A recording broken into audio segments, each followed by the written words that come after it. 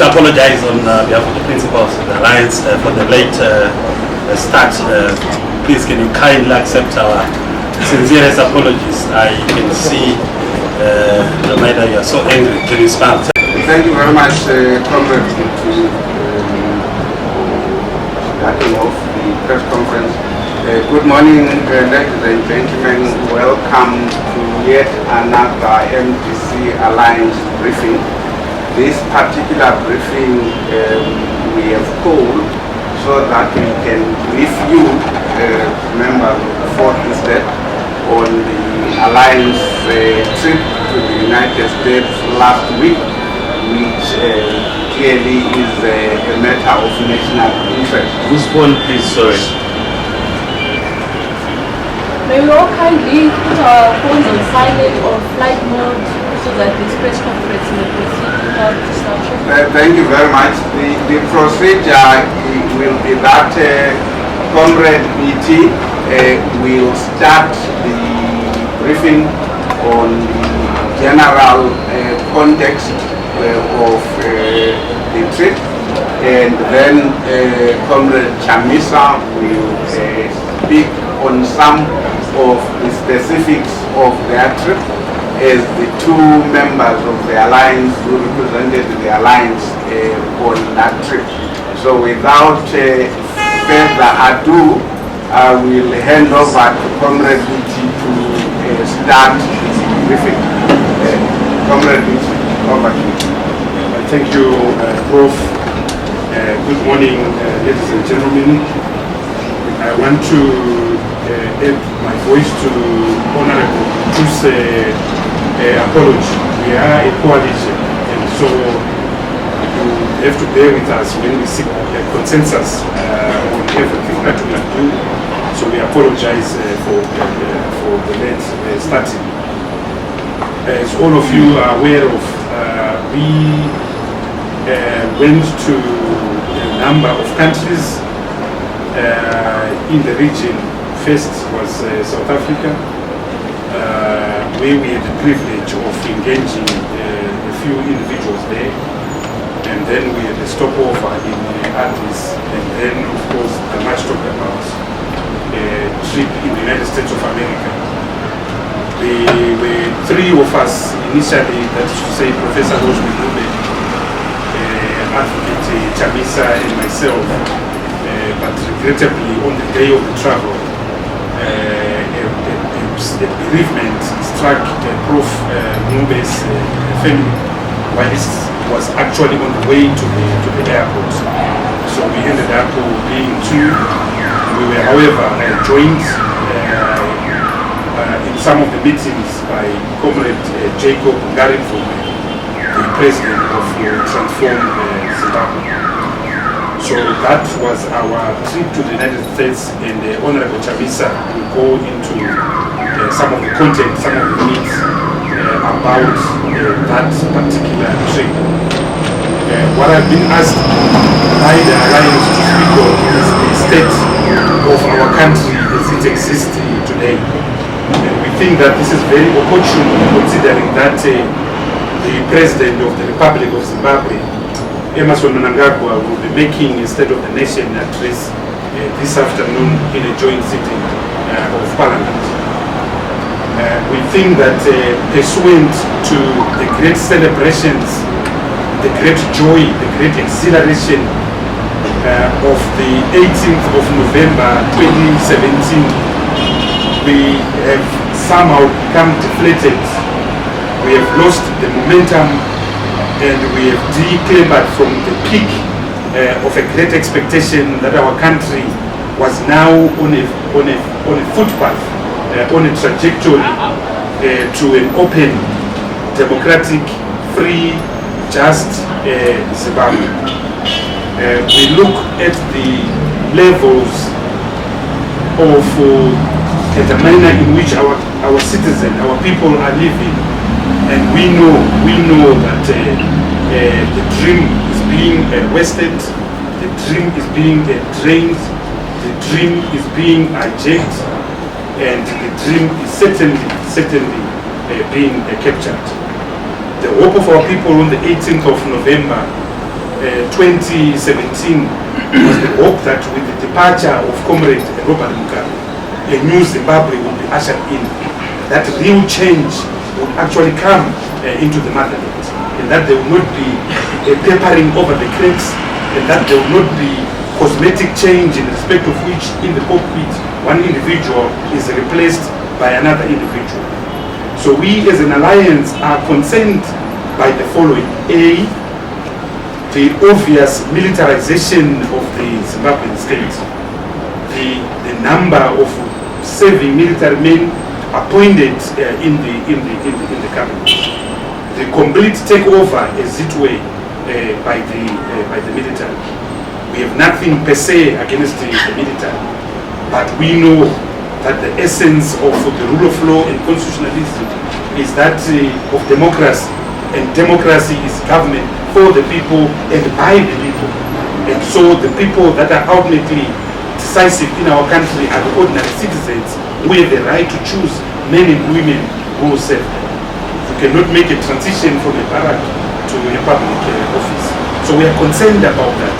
We are concerned about that because we are Democrats. And because we are Democrats, we believe that the citizen should have a right to choose those that he or she will represent the same. Number two, we are concerned about the clear evidence of closure of political space. We observed, for instance, the excitement around our trip. We have no quarrel with the right of citizens to express their comments. What we have taken exception to is the deliberate creation by the state of closure of political space and closure of alternative political voices. We believe in democracy. We believe in plurality. Yesterday we fought Robert Mugabe. Tomorrow we'll fight anyone who wants to sit and steal our right to speak out about things that affect our country. We are citizens of this country. We are patriots of this country, and there's no citizen who is more patriotic than us.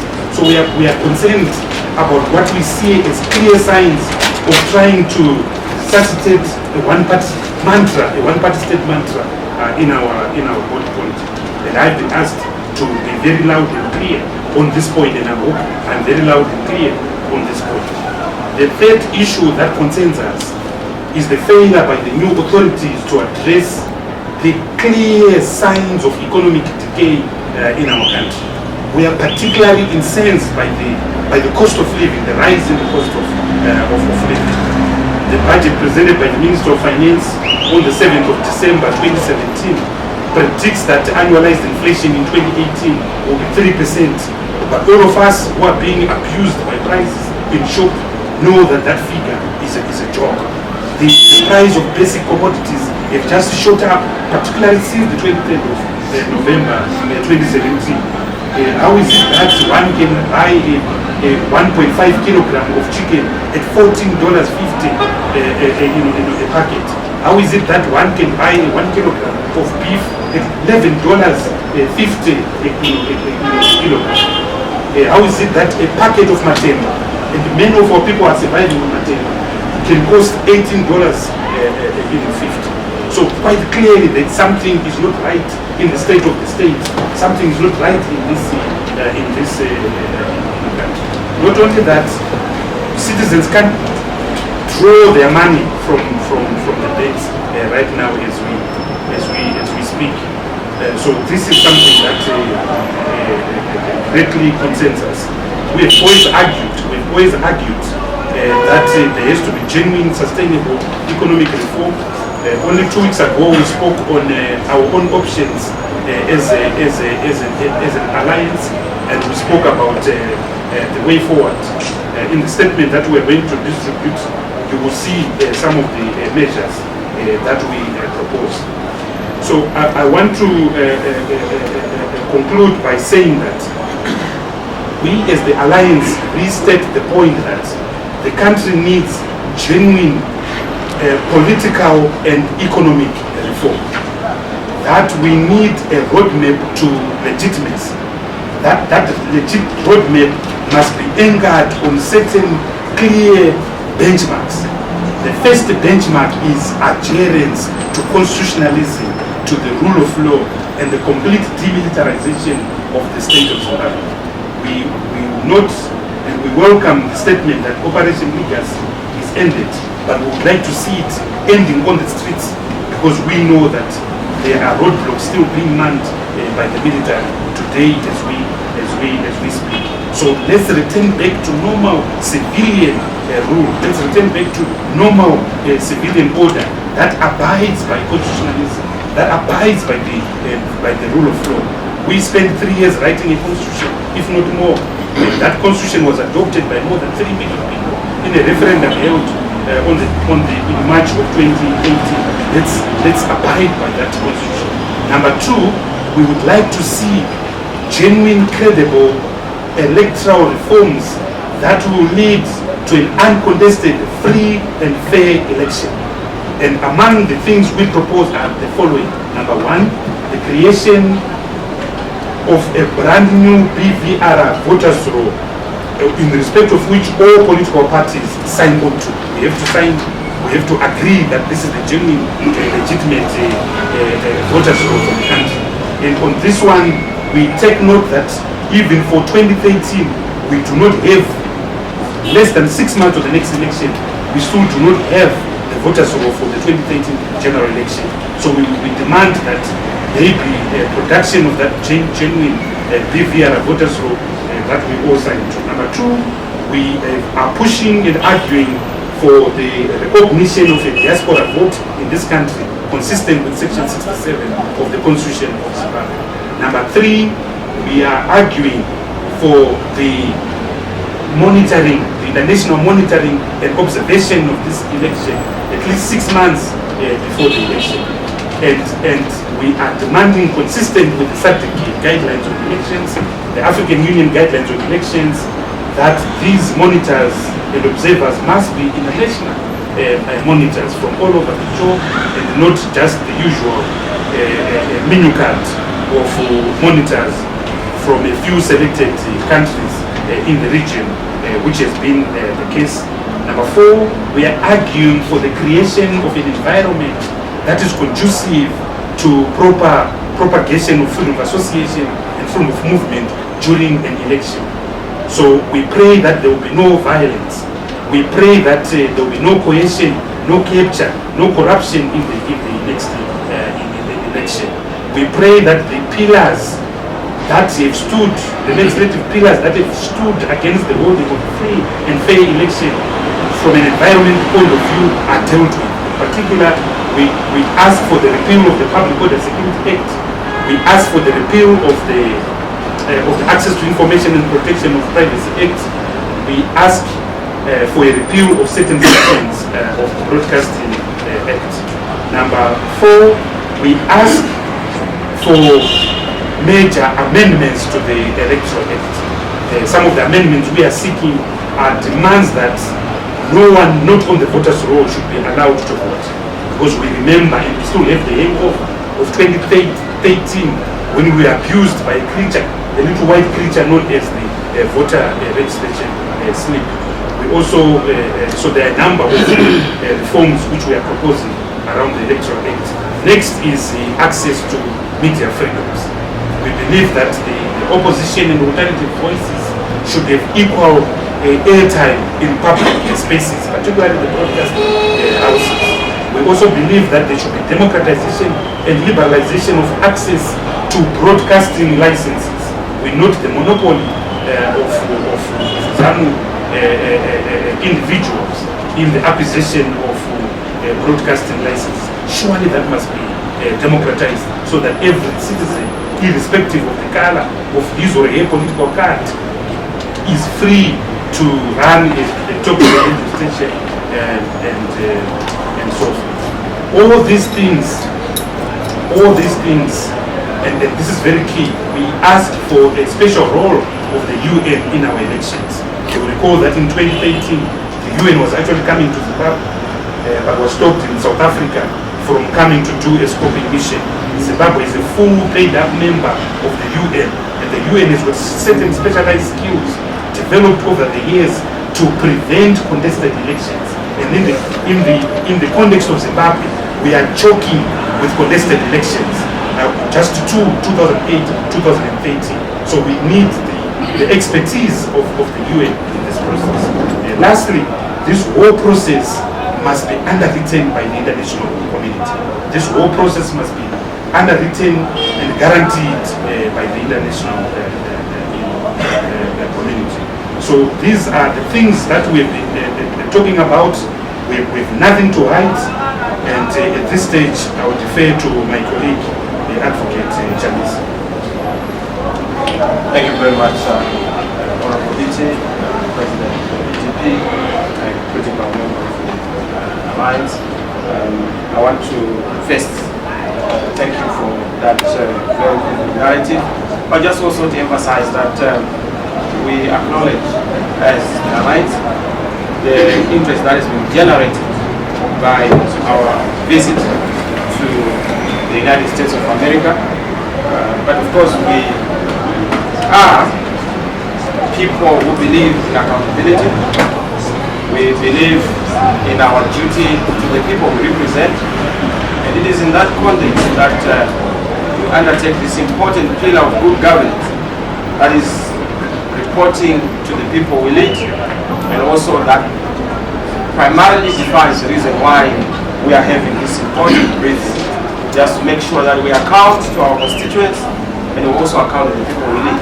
But I must also emphasize that one of the key partners in the Alliance, the MDCT, is the official opposition in the country. And by being the official opposition in the country, being in parliament, we automatically are part of government, but in the opposite side. Because government is the ruling party and the opposing party. And we are the part of government that is opposing the government of the day. And it is official. So in that context, we had to then undertake a trip. The primary reason for our trip was to first reposition the opposition. Secondly, our strategic re-engagement process, particularly if we are to be clear that in the next 7 months, we are going to be in government, and Zanu-PF is going to be the opposition. So we cannot call for any measure against our government, which is the government we are going to form in the next 7 months. We are so sure that Zanu-PF is on its way out, and we are on our way in. And for that reason, we need to prepare and plan for the next government.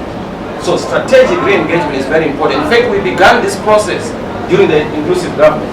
I think one of the new members, the two minister, we are the ones who started the re-engagement process as led by the Prime Minister, then our Dr. Richard Morgan Chandra.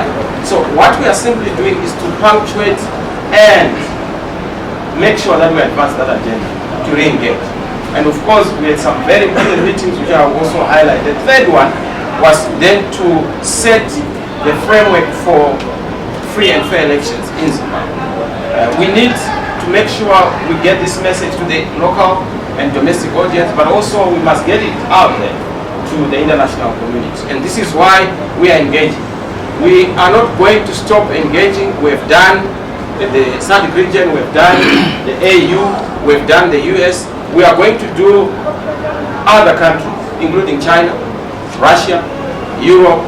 We'll go everywhere with this universal message to make sure that we give our people a fighting chance, the people of Zimbabwe a fighting chance. We are conscious that for us to be able to achieve what we want to achieve, we must be able to create the necessary networks, the necessary communication lines, which lines have been created. So we are serious in business. We stand strong on our message. We do acknowledge that Zanu-PF is so desperate.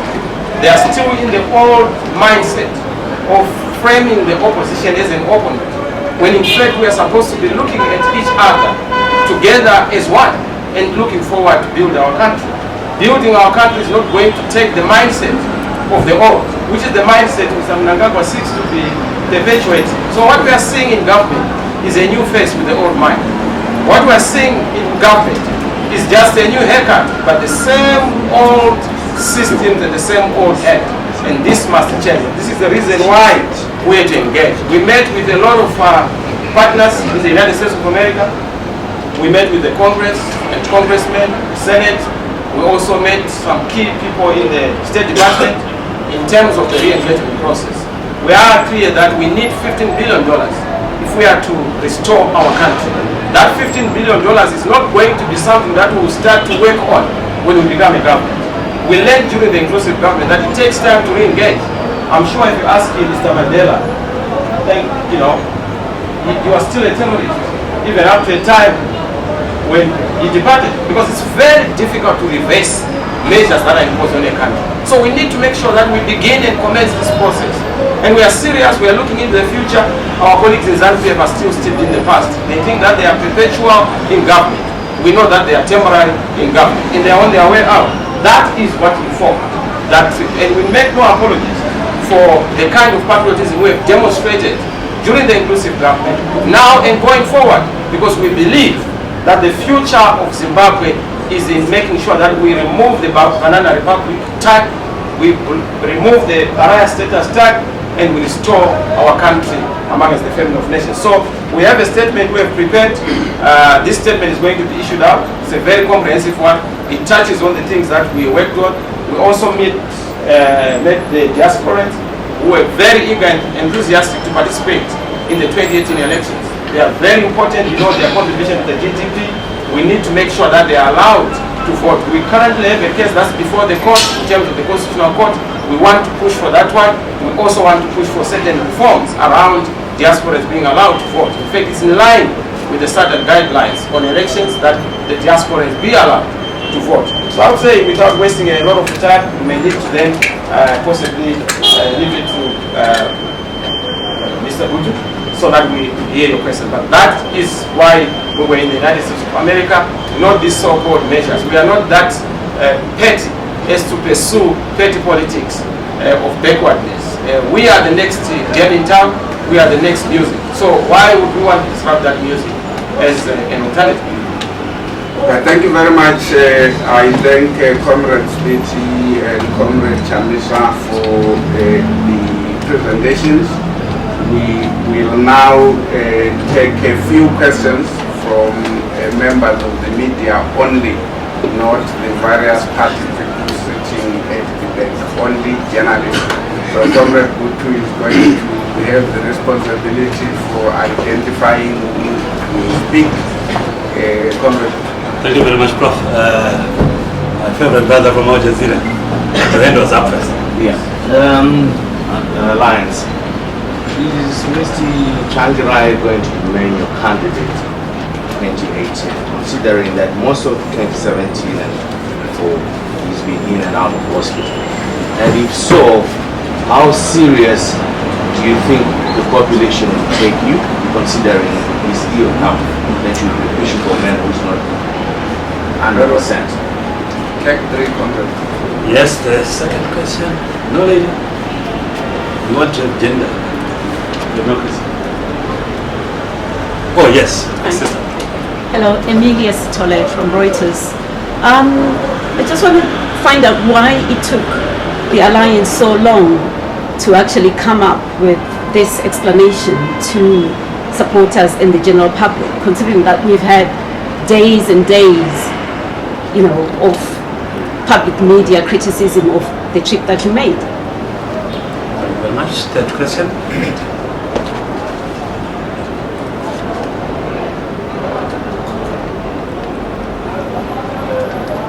You serious journalist? There's no third question. Thank you very much. Let me start by asking Comrade Chamisa to answer whichever question you answer.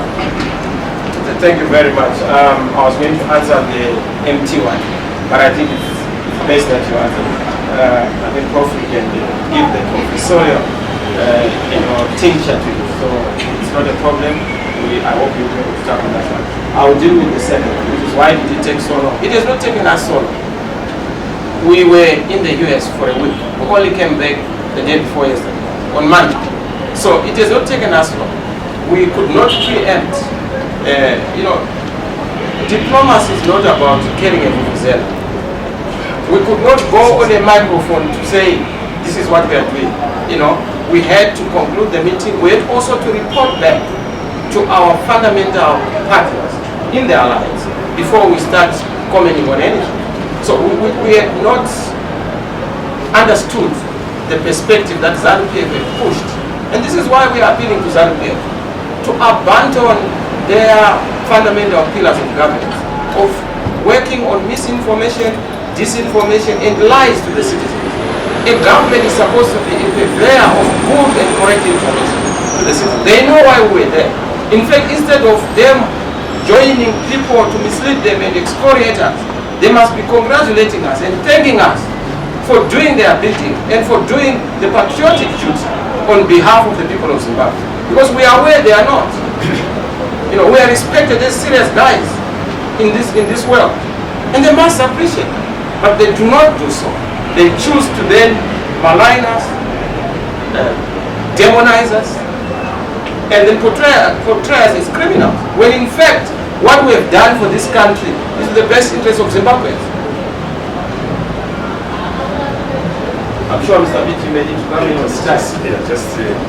Look, as Honorable Chamisa has said, we only came here back on Monday after real adventures, because it was obvious that some extra legal measures had been planned to prevent us from entering our country, but we're back, we're alive, and as we have said in our statement, we do not apologize for putting the interests of our country first. We do not apologize for representing the ordinary Zimbabwean citizen. We do not apologize for acting in the best interest of Zimbabwe. We are a serious opposition. We've been in the trenches for years. We've got scars to prove it. We were privileged to have a stint in government. We showed that we are as patriotic as the next compatriot, and our record speaks for itself. So we are going to engage our structures. You will see a very active alliance next year, but we're also going to pursue, as Honorable Chamisa said, our diplomatic agenda. We have big meetings lined up in January somewhere in some African countries. We're not going to stop, because that is what is in the best interest of Zimbabwe.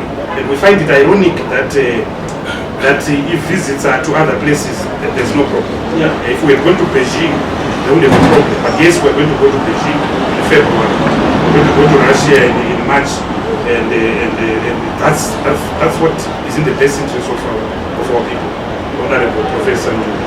Maybe as a follow-up to that, can you elaborate, Mr. Biti, on what you are saying, the measures that have been put in place to ensure that you don't come back to the country? Elaborate on that. Just to say there were extra legal measures, but we came back. Thank you.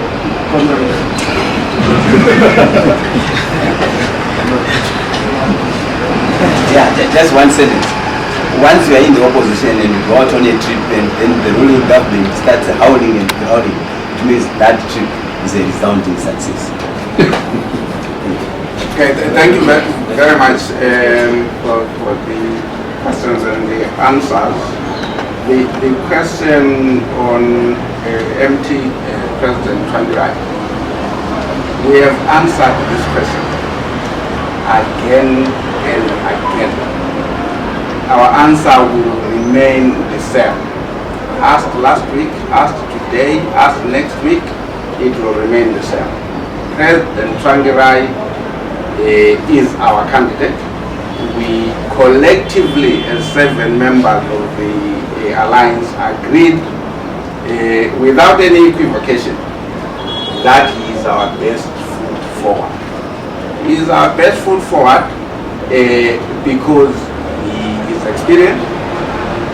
He is a unifier who unifies us. 3, he has the credentials of a Democrat who has been in the trenches over the years. He has the vision, the personal vision as to where we want to take our country to be from the next government.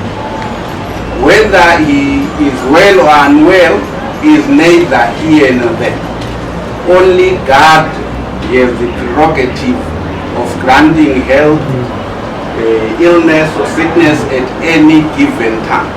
None of us as humans is empowered to decide who will be unwell tomorrow or unwell next week. We all know, for example, that when President Lungu of Zambia was running in the Zambian, and God granted him the grace to recover, and he is well today. And none of us should seek to stand as if we're God to say this person or that person is unqualified to lead, particularly given the credentials that President Tsvangirai had. Above all, he has defeated Zanu-PF before. And the military, like we said last time, carried out a preemptive coup against this victory in 2008. So we have no qualms at all, none whatsoever, in standing behind his candidacy, because we believe that he is our best candidate with the best opportunity, who unifies us.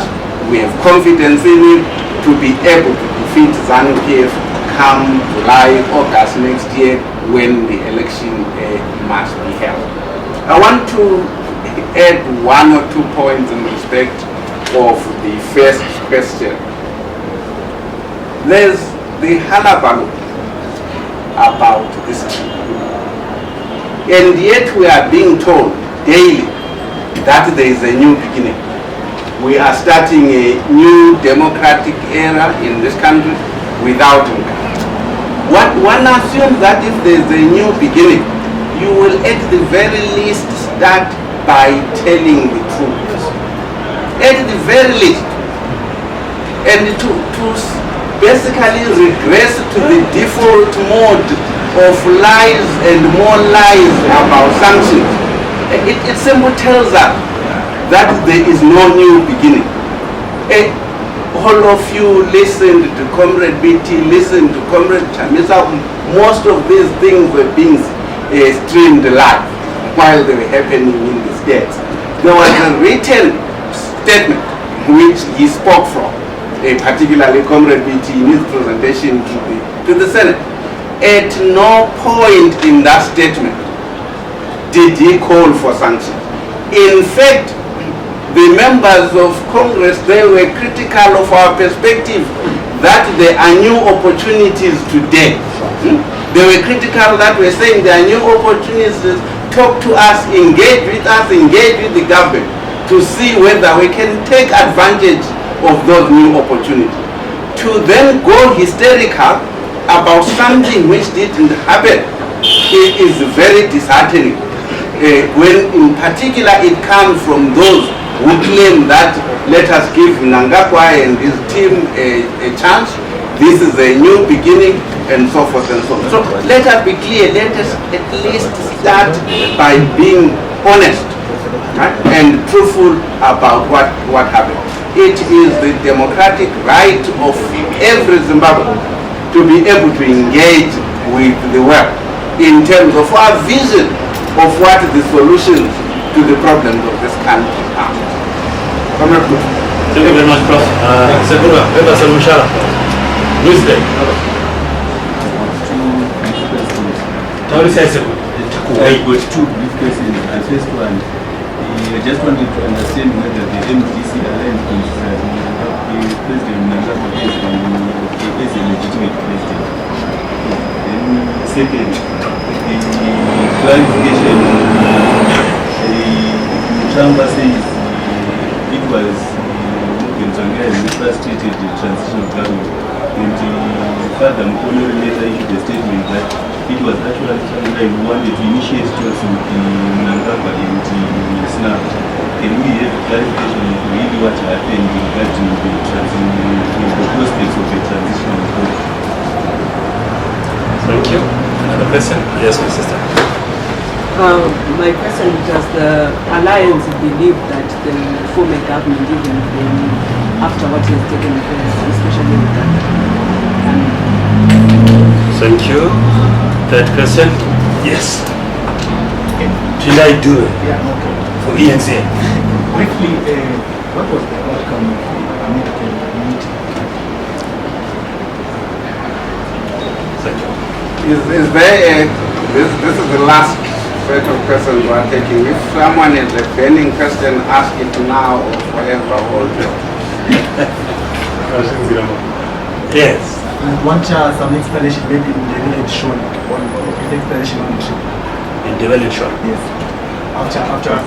You speak Shona. Very well. That's okay. Okay, comrades. Anyone to take any of the questions? Yes, I have a question. Okay, my question is, yesterday Ambassador Mchangwa said the president is a man of his words, so he has applied for free and fair elections come 2018, and you, he's a new guy on the guns this time. Are you going to give him a chance so that he expresses his mind? Thank you, comrade.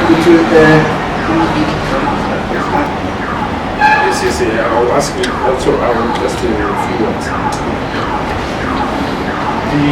The first question on President Mnangagwa, we don't doubt that he was appointed in terms of the new constitution, so we've never questioned his legitimacy. The constitution says when the sitting president retires or demises, then the party from whom he came from submits a name to the speaker. The Constitution does not say that the process has to be democratic. The Constitution simply says the party from whom the old president came submits a name. And we have absolutely no doubt that Zanu-PF submitted a name. So to that extent, formalism was expected. So we don't question Mnangagwa's right to be there. What we are simply saying is that Mnangagwa, you have not been elected. So let's go to an election with these conditions that we've benchmarked. Let's have a formal political and institutional reform, but we don't question that he's a legitimate sitting president of the day, because a name was submitted to the speaker of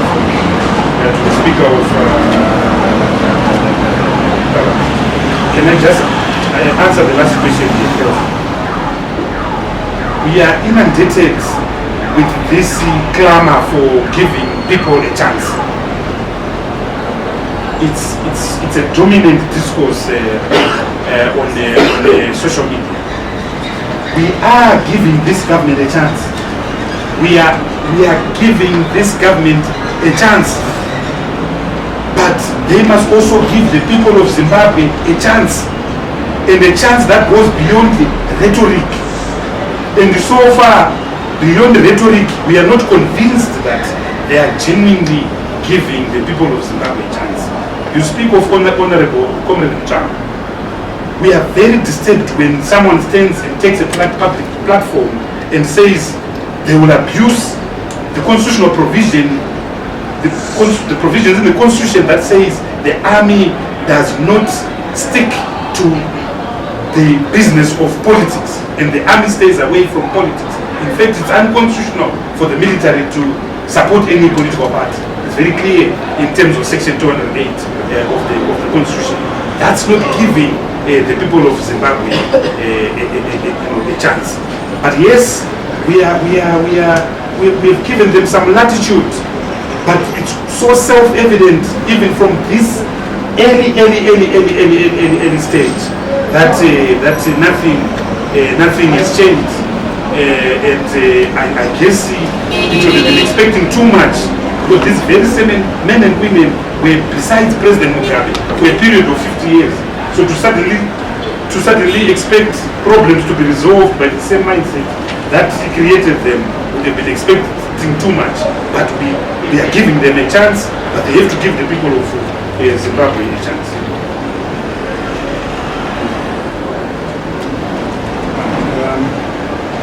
I think some interesting issues are being raised. When you talk about giving someone a chance, being an opposition party does not mean that they are not giving anyone a chance.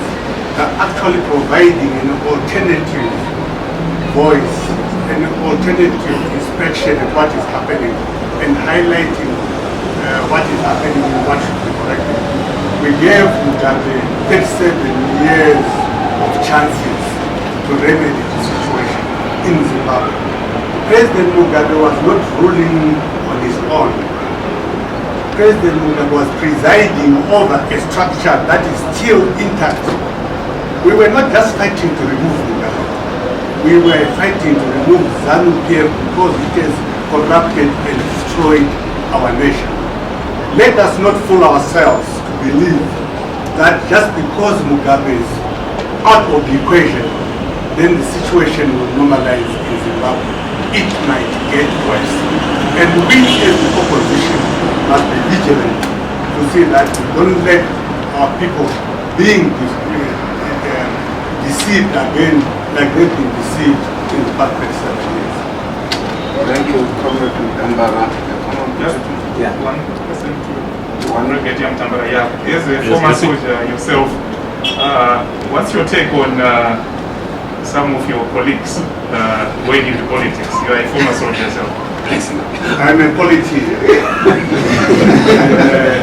I'm a retired journalist. I see nothing wrong with that. I'm a Zimbabwean. I have the right to enter into politics. But I see something very wrong with what has happened recently. What I see as being wrong, firstly, it is unprecedented that we have a retired general like myself being brought to lead an army where there are serving generals who are aspiring also to go up the rank. I think that is something that one is going to start saying, is this proper? How does it augur for the morale of those who are serving? I have no problem if anyone was asked to lead the army. That prerogative of the President, maybe as Commander-in-Chief. But then also, I'm looking at a situation where you have the military spearheading what I might call a popular revolt against a sitting president, which we also participated. But I found it rather odd that in the same vein, the president said all along he was in touch with the military when these developments were taking place. I found that odd. And also I find it odd that you can retire a military man so that you can just give him a political position for that purpose. I think that's it. Before I ask Comrade Kuchek, let me add to Comrade question. There is everything wrong with the command element of the Zimbabwe National Army presenting itself as war veterans belonging to a particular political party, intervening to settle the political disputes of a political party. There is everything wrong with that. There is also everything wrong with leading a coup in order to become vice president, to become minister. Everything wrong about that. Yeah, let me speak on the issue of giving them a chance. I'm sure after the euphoria that we all experienced on that particular day, everybody had high expectations. But you go back to the streets of Harare, they already have an answer to that one. And even in some of your writings, they are very clear in saying, now we are aware that we simply changed the driver, but the bus is still the same ramshackle bus, the same potholes, the same passengers, same problems, same environment. They have an answer to that. So they are now very much aware that the system is the same, possibly it's the haircut, like somebody said, simply changing the haircut. But that's the answer. Go back to the streets and they will tell you. They already have an answer to that one. Thank you very much, Mr. Richard. So, sorry, okay, we are not done yet. Comrade James. Thank you very much, Prof. Thank you. On the issue of the President, President Morgan Shanghai, who is the candidate of the Alliance, if we realize and acknowledge that there has been a deliberate attempt to distort the reality as pertaining to what transpired. We had a position as an alliance, which position was that we were supposed to have an inclusive arrangement, a transitional mechanism, so that we prepare for free and fair election. And President Chandra, as a Democrat, as a national leader, as a statesman, went out of his way to make sure that he kickstarts this program. But unfortunately, there were no takers of this inclusive arrangement. And government intended to then portray MDC as spoilers. If anything, our biggest problem is that we have arrogance in government. We have ignorance in government. They do not appreciate that building a country is not a partisan effort. It is a collective effort. And this is where they are missing it. And this is where they want to then malign President Shanghai.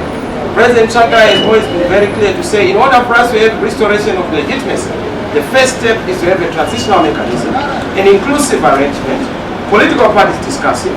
Beyond that, we then have free and fair elections. Free and fair elections and the conditions that have been articulated by President Pitt. Again, that was not done. Now we are waiting for the election. This is why we have had to go to a diplomatic offensive to talk to our people. As you will see in our rallies, we are now articulating the alternative that we are. We are not going to waste time because we are not an inclusive government. We do not do public relations for the government. And you are saying that we should give them chance. The chance we are going to give them is to be a genuine opposition, a democratic opposition. We are not a terrorist movement.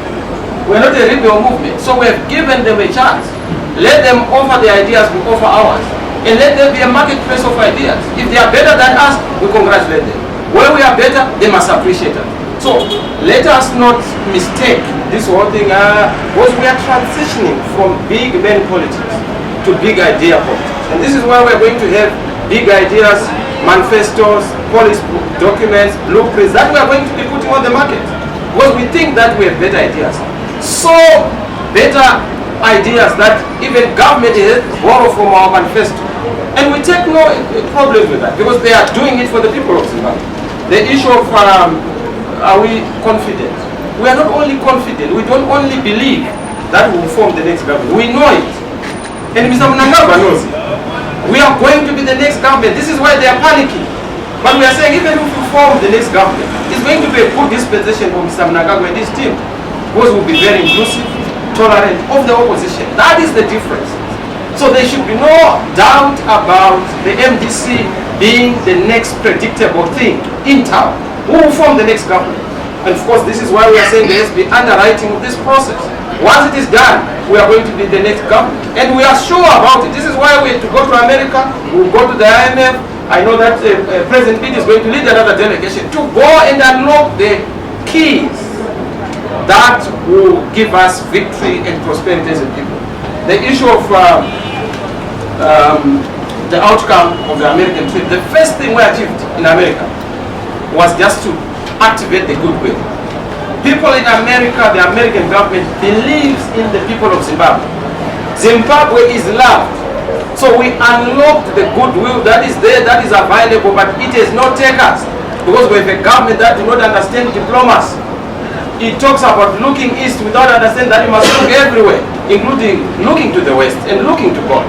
So we had to go there to try and teach them to say, yes, we must engage everyone. So we are sure that the outcome of the American trip has been very successful. It has been a big achievement and a strategic move. Far from people thinking that it was miscalculated. If you don't know the benefits that we got, then you will make that conclusion because you are misinformed. But we have done a lot. In fact, we also assured that there be continued humanitarian support.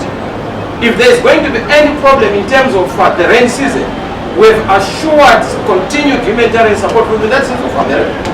There is also assured prospective support in terms of economic reconstruction. I told you about the 15 billion we need. We have to start now, and we've already begun. So yes, this trip has been very fantastic. You know, it has been a powerful trip. We are so happy about it. When we hear Zanu-PF's cries, we know that we are doing something good. Anything that makes Zanu-PF met is good for the people of Zimbabwe. Thank you. Thank you very much for the answers. Before I ask Comrade to close, allow me to basically link two questions. The question about President Mnangagwa being legitimate and the question about giving a chance. Comrade BT has given you a formalistic, legalistic answer, what we call legal formalism. There is also political legitimacy as opposed to legal formalism legitimacy. There is no doubt that from a legal formalism point of view, Comrade BT's answer is 100% correct. But what has been our problem as a nation over almost 2 decades now is the absence or lack of political legitimacy.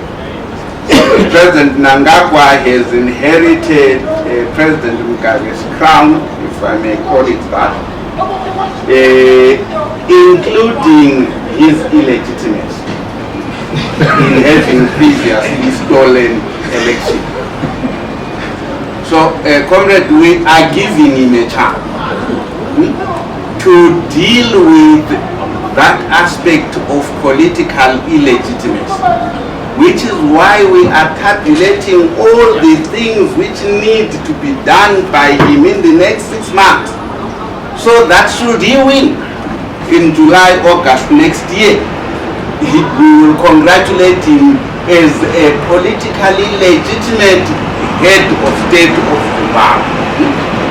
And these conditions, Comrade BT summarized, but it's important to highlight some of them. And that's the chance we're giving. He must get the new commander of the army to reverse the previous statements Zinabashe and others made, to declare in advance for the assurance of every Zimbabwean that whoever wins the election, they will recognize him or her. So as to give confidence to the sovereign citizens of Zimbabwe to vote freely, knowing that their vote will count. So it's important for them to do that in advance tomorrow, so that we know from General Spanda that they accept the sovereignty of the people of Zimbabwe to select a government of their choice. One critical one. I'll just take 3 or 4. On voter registration. We want to give him a chance to ensure that all the bottlenecks which have been placed previously by President Mugabe on the right of every citizen to register as a voter, such as proof of residence, are removed, so that instead of having 4.6 million, we have the full 7 million adults being registered as voters. And let's see how the entire 7 million will decide. If anything, they've actually destroyed the legacy. So we don't know whose legacy they're talking about. The legacy of the liberation struggle is about constitutionalism, about one nation, it's about the will of the people. So you don't understand whose legacy, what legacy they're talking about. It can't be the legacy of the legacy of the people of Zimbabwe. And that legacy must be clearly defined. So here's the opposition. You can say that the legacy is not the operation. We don't know what legacy they're talking about. Whose legacy? The people's legacy is going like the constitution is going to be the is going to be the restoration of fundamental freedoms in democracy. That is the legacy, and that legacy is not going to. For these and other stories, visit our website www.263chat.com. Follow us on Twitter @263chat and like our Facebook page 263. 263 chat.